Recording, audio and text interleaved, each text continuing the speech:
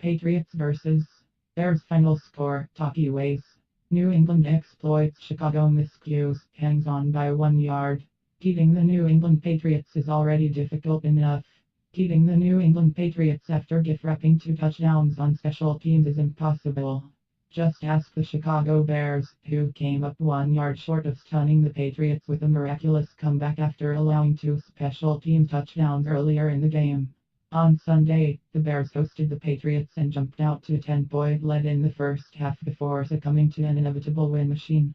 The Patriots quickly erased that deficit by capitalizing on the Bears' miscues, which included allowing 2 special teams touchdowns and 2 interceptions in Patriots territory. What started as an entertaining back-and-forth affair turned into what looked like a familiar Patriots blowout before it eventually resulted in a slim 3-8, 3-1 win. Just when it looked like the Patriots were pulling away, the Bears, trailing by 14 points midway through the fourth quarter, pieced together an improbable comeback that came up 1 yard short. After they picked off Tom Brady, scored a touchdown to cut the deficit to 7 points, and forced another stop in the final minute of the game, the Bears needed to journey 80 yards without any timeouts to force overtime. The Bears proceeded to manufacture just enough yards to get into Hail Mary range with 2 seconds showing on the game clock. On the final play of the game, Mitchell Trubisky hoisted a prayer downfield. His prayer was answered by Kevin White, who made a leaping grab at the 1 yard line with his back to the end zone. He tried to turn his body and stretch the ball over the goal line, but a horde of Patriots provided enough resistance to turn him away at the last possible moment. And that's how the Patriots won a mistake-filled, crazy game. If there were any lingering doubts about the state of the Patriots, their past 2 wins should erase such doubts. Over their past 2 games, the Patriots had beaten the previously unbeaten Chiefs and a tough but flawed Bears team in Chicago. They made way too many mistakes, the kind of mistakes that could doom them come January, but they are a good enough team to overcome mistakes. Even without Rob Gronkowski, who was absent with a back injury, the Patriots won a road game against what was the league's top defense 5-0. Tom Brady was his usual efficient self, completing 25 of 36 passes for 277 yards, 3 touchdowns, 1 interception, and a 108.2 passer rating. Josh Gordon broke out with 100 yards. James White fueled the offense with 97 yards and 2 touchdowns. And Chris Hogan finally got involved with 6 catches and 63 yards. At 5-2, the Patriots' 1-2 start is nothing more than a meaningless memory. Bears make too many mistakes. At 3-3, the Bears' 3-1 start is also nothing more than a meaningless memory. The Bears have now dropped 2 straight games.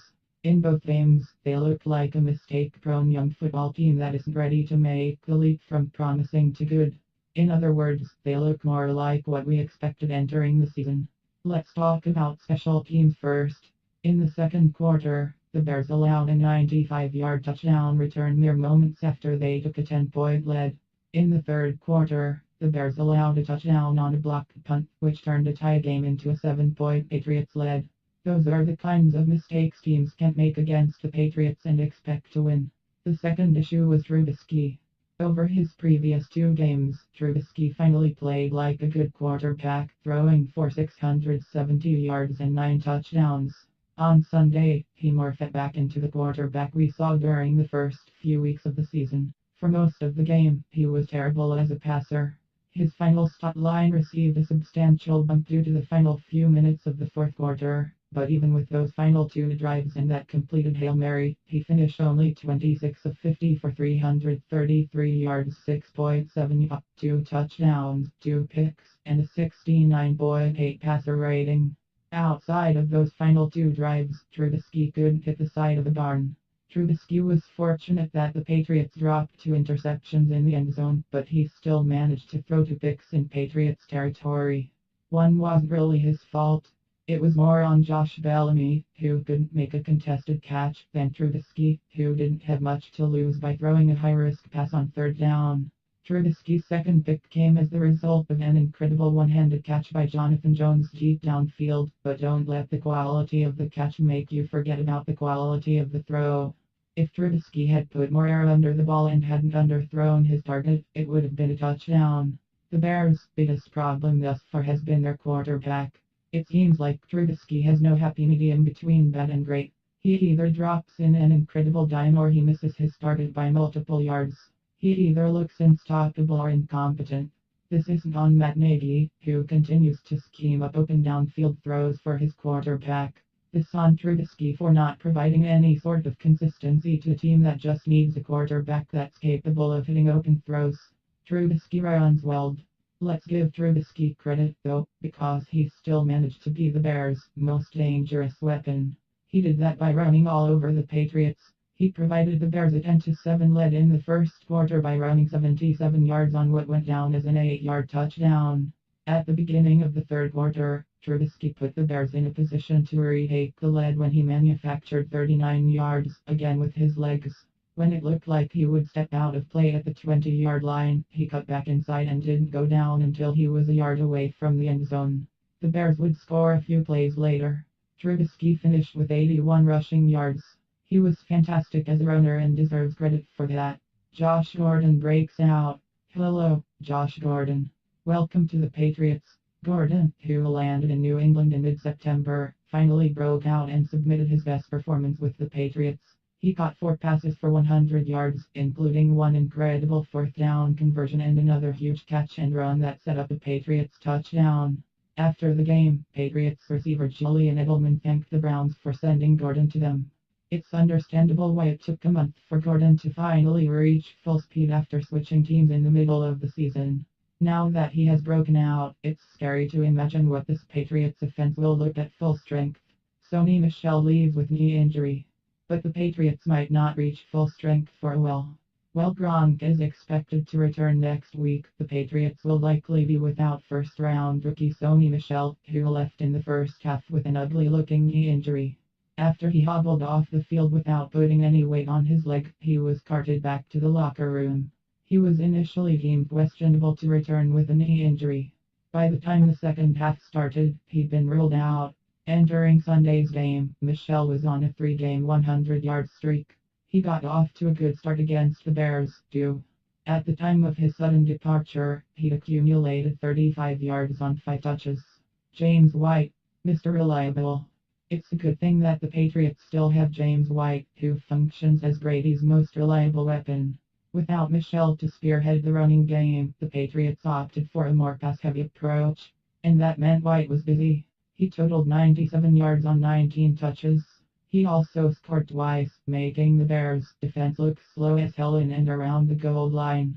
If Michel misses a ton of time, expect White's workload to only increase.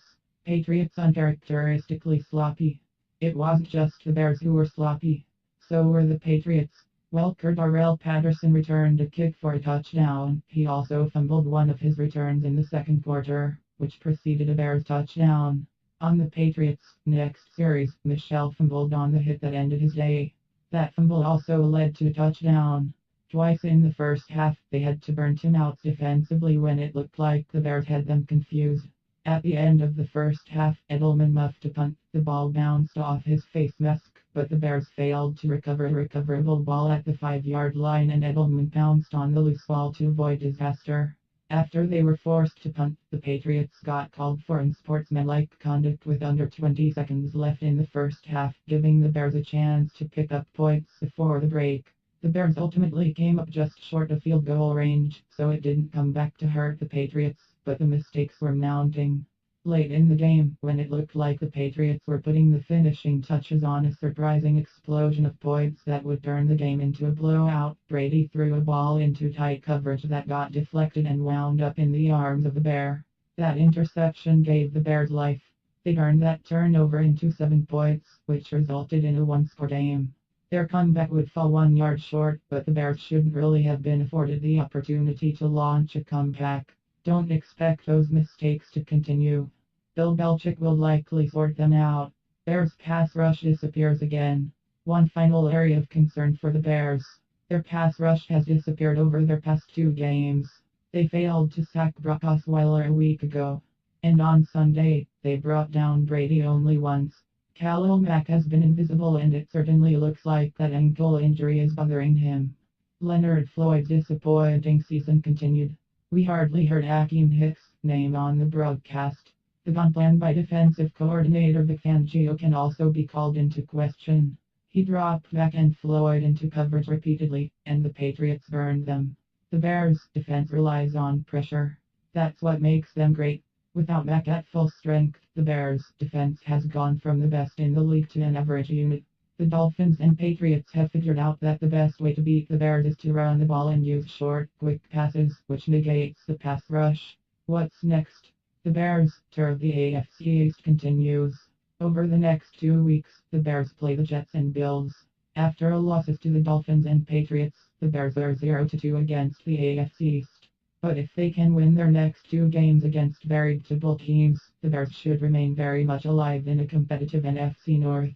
The Patriots, meanwhile, head to Buffalo in a game that might be the biggest mismatch of the season. They'll then play the Packers and Titans before their Week 11 bye.